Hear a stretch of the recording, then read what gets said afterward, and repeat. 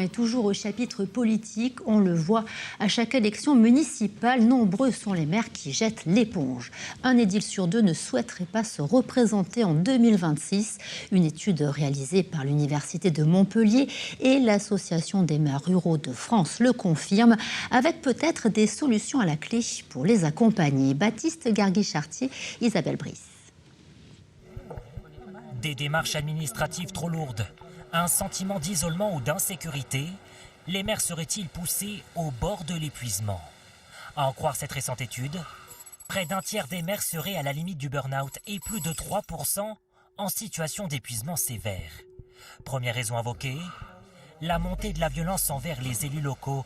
Réaction d'un maire directement concerné lorsque l'année dernière, René Revol est victime d'une agression à l'issue d'une manifestation publique à Grabel. Depuis, l'édile plaide pour la mise en place d'une structure pour les maires. Il faudrait un dispositif spécifique pour accueillir les élus qui sont victimes de ces agressions verbales ou physiques. Parce que vous avez des élus en France qui se sont fait cogner par des gens mécontents. Donc c'est pas possible. Par contre, il ne faut pas que, sous prétexte qu'il y a un contexte de violence, démissionner et disparaître. Parce qu'à ce moment-là, il n'y a plus rien. Pourtant, des élus ont bien fini par jeter l'éponge, et non pas en raison des violences, mais plutôt à cause des tâches administratives trop complexes à gérer. Cet autre ancien maire a d'ailleurs vu certains de ses adjoints démissionner 2 ans avant la fin du mandat.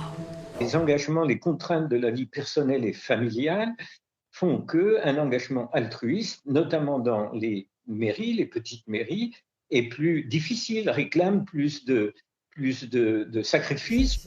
Mais alors, quel outil pour prévenir ces risques? L'un des auteurs du rapport propose la mise en place d'un dispositif santé pour l'intégralité des élus locaux.